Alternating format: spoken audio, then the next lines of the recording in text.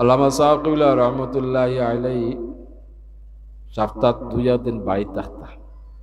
এই 2 দিন আমরা রে ওলাখান রাখতাম।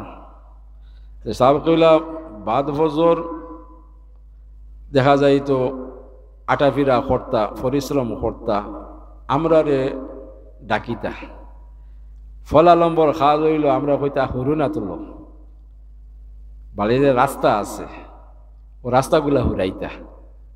এবার দিলে যাইতা গাটো গাট ওখান কুটি কুটি গাছগুলা সাফ করাইতা আর গাট ওখান হুরাইতা। গাটো যদি কোনো ময়লা আবর্জনা থাকে ফানি কিলাখান মারতাম, তাও আমরা শিক্ষা দিয়েছেন যে তল থেকে মারিও না, শিলর তলর মাটি সরি দিব, গাট দসি যাইব। সুবহানাল্লাহ। হইতে উফরে গিয়া ফানি চালিও খাইগুলা ছুটি দিব। সুবহানাল্লাহ। এমনকি সাফ কইলায় আমরা দিয়া বাইরা বাথরুমগুলা সাফ করাইতা। মনে মনে চিন্তা করতাম যে এত সব মানুষ, আমরা আগে পিছিয়ে আড়িতরা মাসিক মানুষ রাখা বাবা, এরারে কোনো ব্যবহার করেন না, হেরা ভাই ফিরিয়াও চাই না, খালি ঘুরি ফিরি আমরা রে দেখো।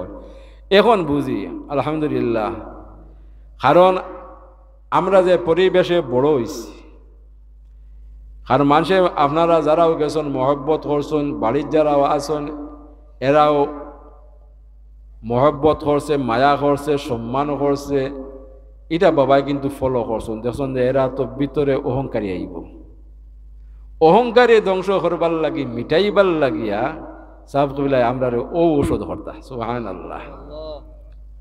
মনে মনে কষ্ট হইতো যে বাইরে গরুর বাথরুম কেমন সাফ করাইলা, তাই নিজেও থাকতা। বাইরে বাথরুম আমরা সাফ করাইতা নেই, ও কোনো প্রয়োজন নাই, পরিষ্কার আছে, ও ফানি মারো, ও বাথরুম দিয়ে ও রাস্তাখান হুরো, আমরা লগলে এগুলা করতা। সুবহানাল্লাহ সুবহানাল্লাহ।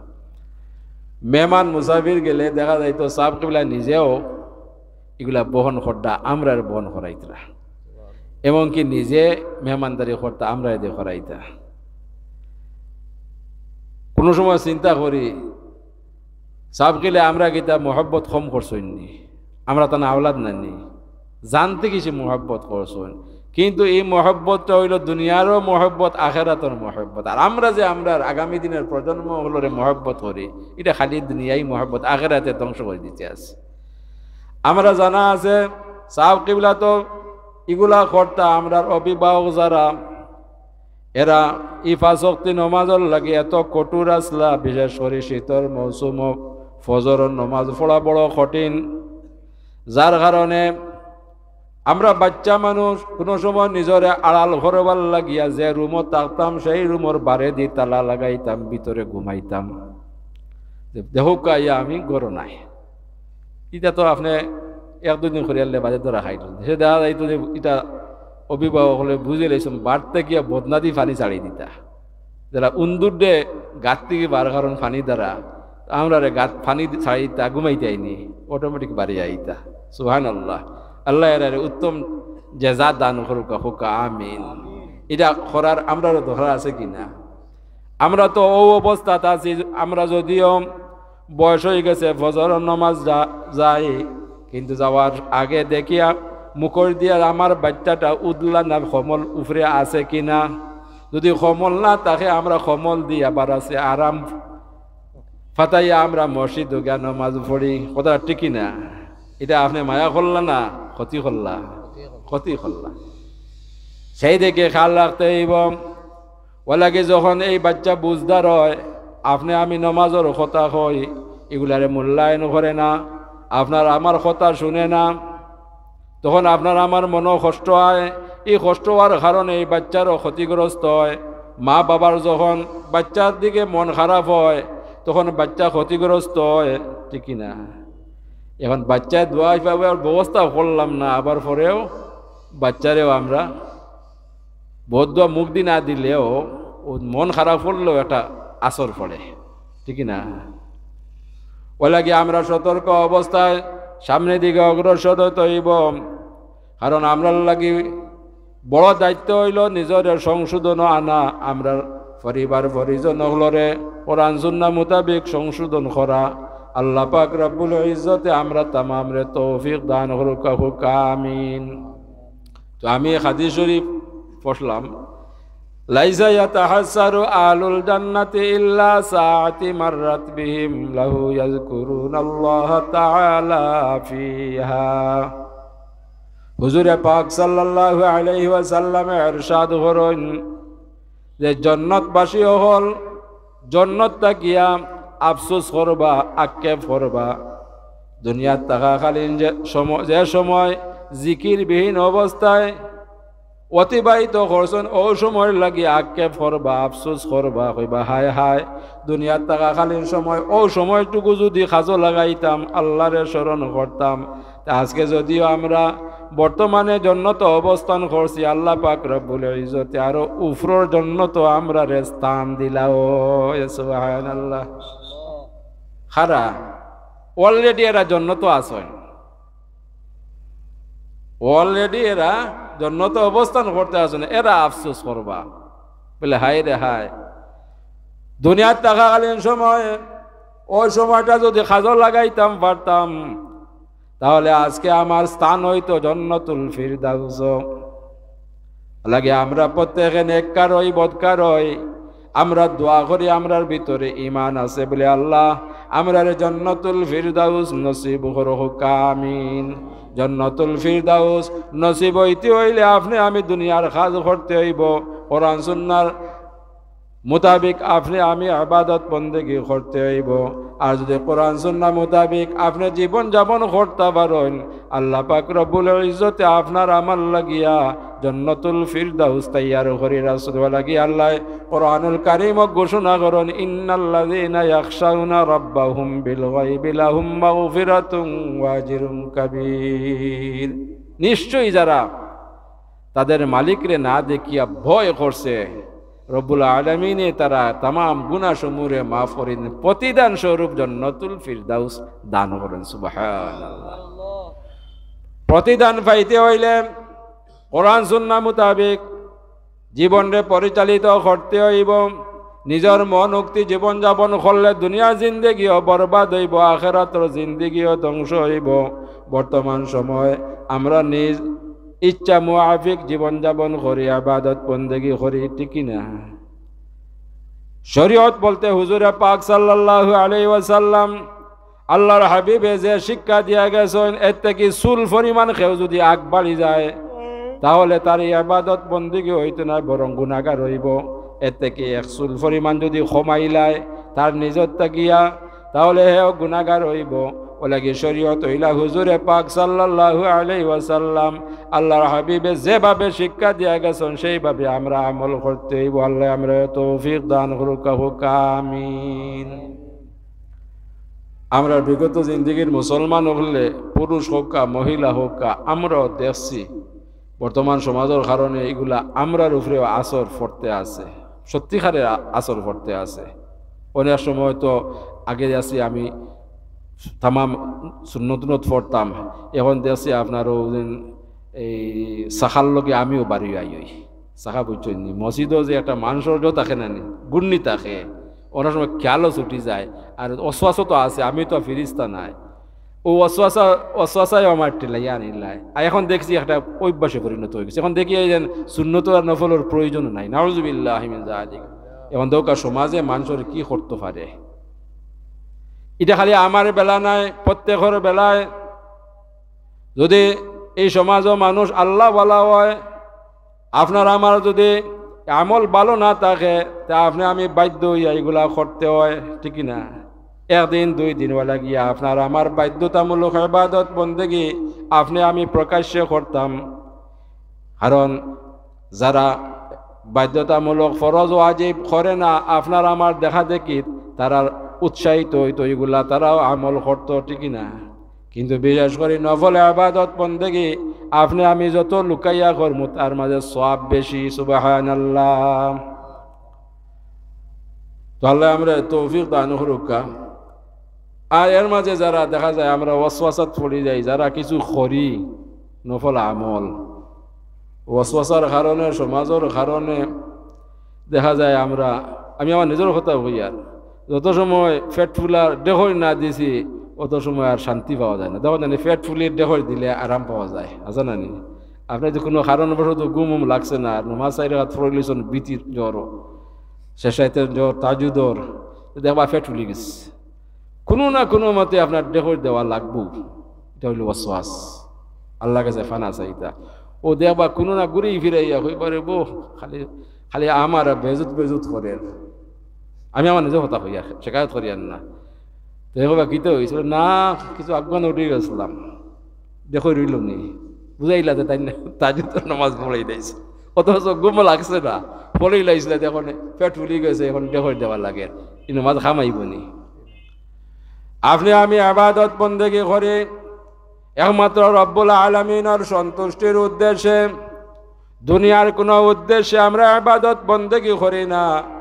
যত ইবাদত বন্দেগী করতাম রব্বুল আলামিনের সন্তুষ্টির উদ্দেশ্যে করতাম। ওলা গিয়া বিগত জিন্দেগির ইমানদার মুসলমান হলে এই সময়টারে বাঁচিয়া নিছন। শেষ রাত্রে যে সময় দুনিয়ার তামাম প্রাণী অকল ঘুমন্ত অবস্থা তাকায়, নীরব নিস্তব্ধ থাকে, এরা একনিষ্ঠভাবে আল্লাহরে ডাকতে পারে। সুবহানাল্লাহ। আপনি দিনও যদি কোনোখানো দিয়া নবন, একটু তসবিহ তাহলিল পড়েন, চিল্লা চিল্লি আপনার দুই যায় আনি ধ্যান নষ্ট হয় কিনা। বলে কি সময়টারে বাঁচিয়া নিছেন এমন এক সময় যে দুনিয়ার তামাম কিছু নিস্তব্ধ হয়ে যায়। এই সময় ধ্যান জমাইয়া আল্লাহওয়ালা যারা, এরা ইবাদত বন্দি করেন, আর এই সময়টারে আল্লাহ খুব গুরুত্বপূর্ণভাবে কবুল করেন। সুবহানাল্লাহ। শেষ রাতে যারা আমল করে, এই আমল একদিনের নাই, এক সপ্তাহ নাই, এক মাসর নাই, এক বছরর নাই, যারা এই আমলের মাঝে মজা পাইলাইছে, যতদিন জীবিত তাকে আল্লাহওয়ালা বন্দা হোক বান্দি হোক, এই আমলটাও অব্যাহত রাখে। সুবহানাল্লাহ।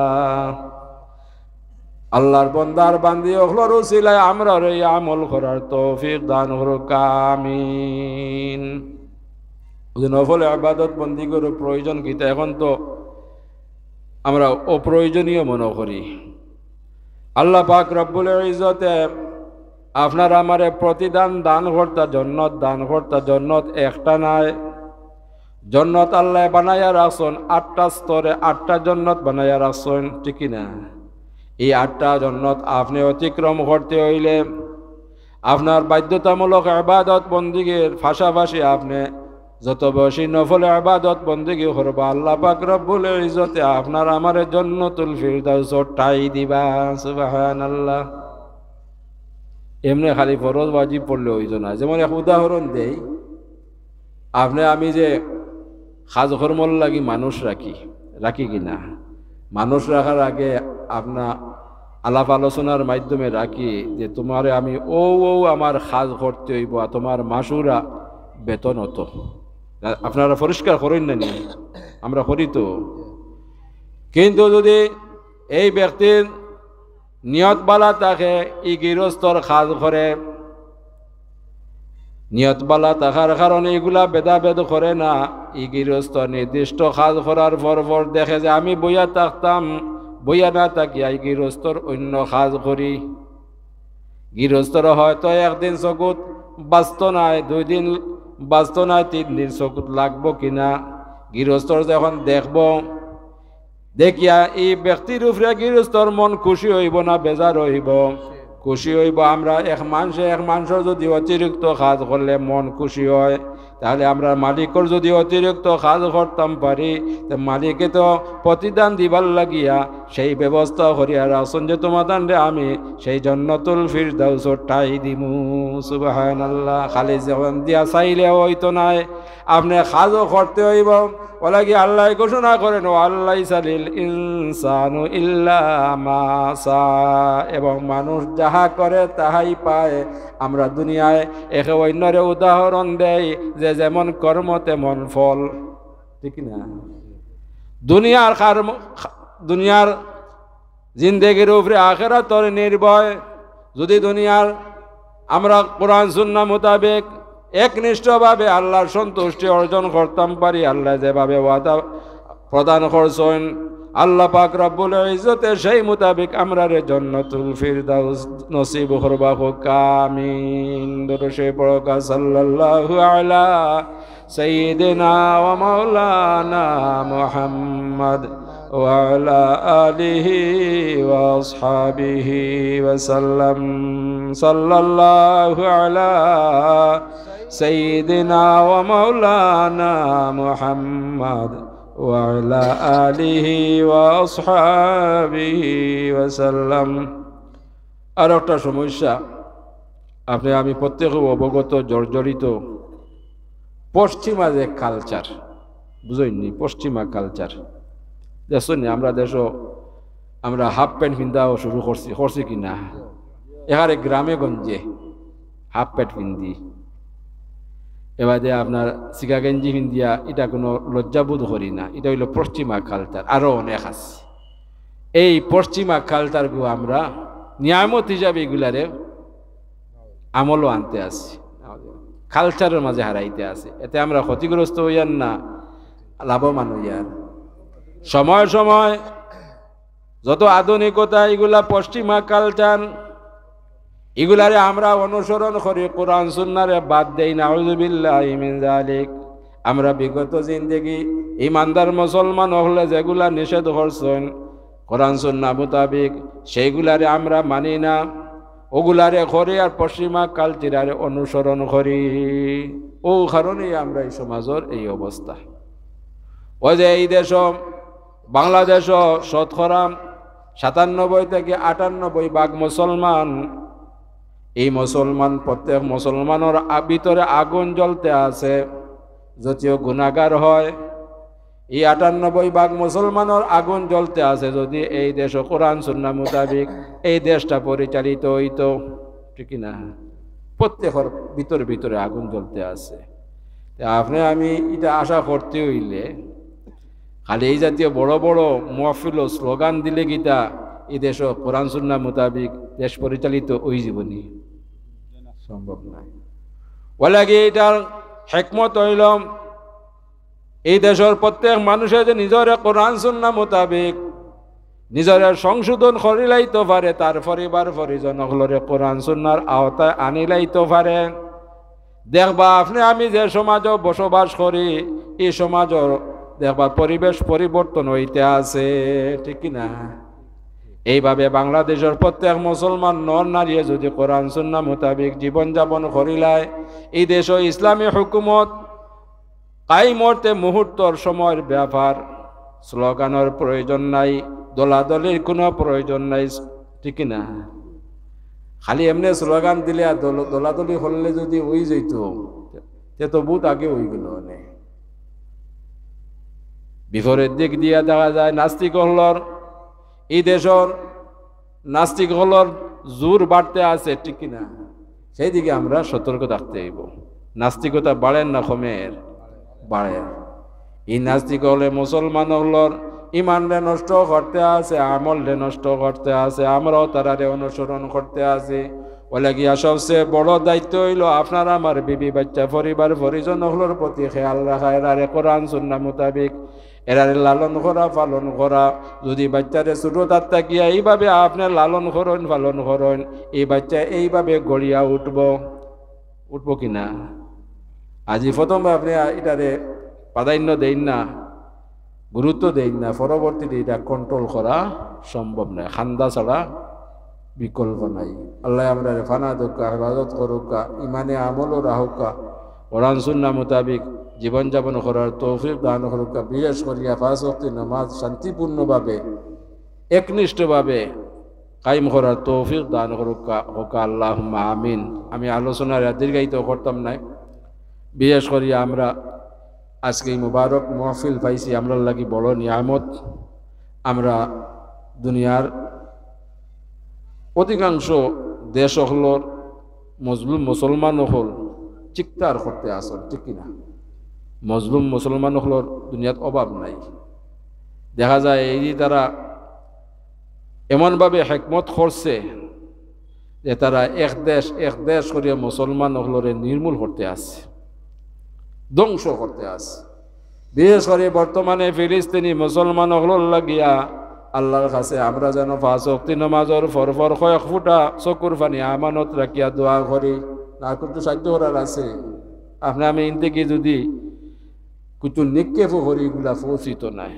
কিন্তু আল্লাহর দরবারে যদি চকুর পানি আমানত রাখি আল্লাহর কাছে আমরা দোয়া করি, তাহলে এগুলা সঙ্গে সঙ্গে আল্লাহ কবুল করবা। উদউনি আস্তাজিব লাকুম, তুমি তাই না আমার কাছে চাও, দোয়া করো, আমি তোমার তানার দুয়ারে কবুল করবো। আল্লাহ ঘোষণা করেন লা তাকনাতু মির রাহমাতিল্লাহ, তুমি তাই না আমার রহমত থেকে নিরাশ হইও না। বলে কি আল্লাহর রহমত থেকে আমরা নিরাশ নাই। বিশেষ করে তামাম দুনিয়ার মজলুম মুসলমান হল লাগি দোয়া করতাম। এই সময় তো আমরা রোয়াইতে পারে যে পরিস্থিতি দৌড়ছে, আল্লাহ ফানা দোকা আফগানিস্তানের অবস্থা তো আমরা রইতে পারি না। আমরা দেশের আল্লাহ শান্তি করি দোকা, আমরা হিংসা বিদ্বেষ থেকে হেফাজত করুকা, শান্তিময় আমরা রে জীবনযাপন করার তৌফিক দান করুকা। আমিন। ওয়া আখিরু দাওয়ানা আলহামদুলিল্লাহি রাব্বিল আলামিন। আস্তাগফিরুল্লাহ ইন্নাল্লাহা গফুরুর রহিম। আস্তাগফিরুল্লাহ ইন্নাল্লাহা গফুরুর রহিম। আস্তাগফিরুল্লাহল আযীম আল্লাযী লা ইলাহা ইল্লা হুয়াল হাইয়ুল কাইয়্যুম ওয়া আতুবু ইলাইহি ওয়া লা হাওলা ওয়া লা কুওয়াতা ইল্লা বিল্লাহিল আলিয়্যিল আযীম।